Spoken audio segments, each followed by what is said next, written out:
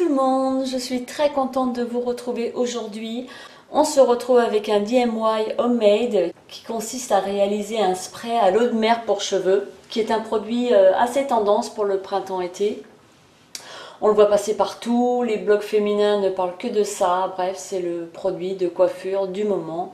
Son concept est assez simple, froisser les cheveux, le salir entre guillemets, pour lui donner un effet sortie de plage.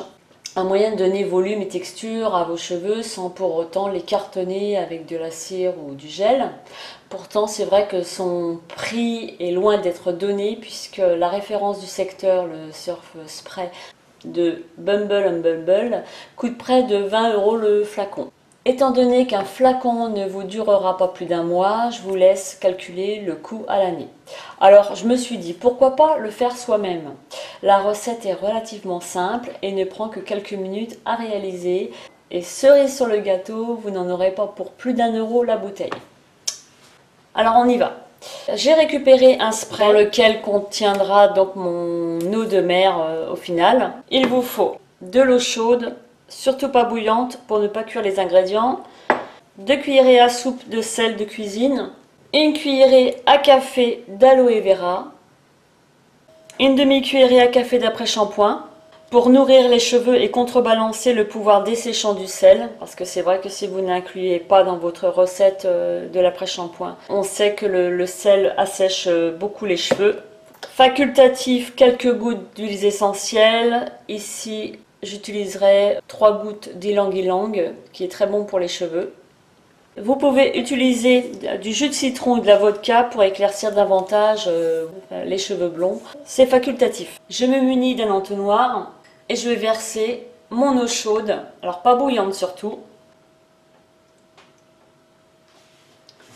Ensuite, 2 cuillerées à soupe de sel. 1 demi-cuillerée à café d'après-shampoing.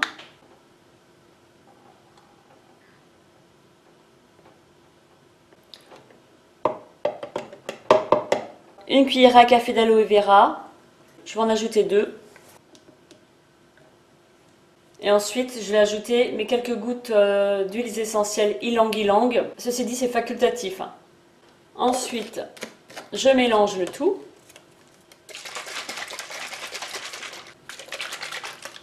Si vous n'avez pas de spray usagé, si vous n'en avez pas à disposition, vous pouvez utiliser un pulvérisateur que vous trouvez dans tous les magasins de bricolage ou de jardinage. Vous stockerez votre spray à température ambiante.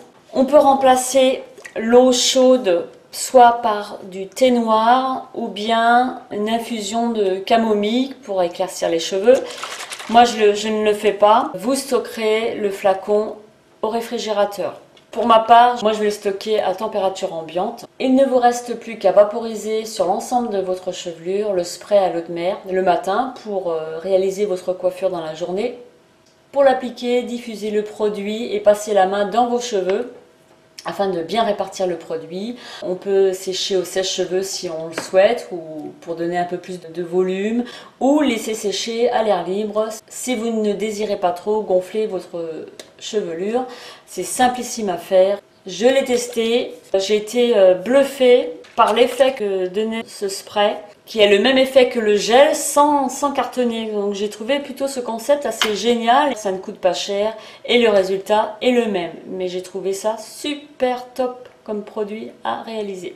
Voilà, donc simplissime, non?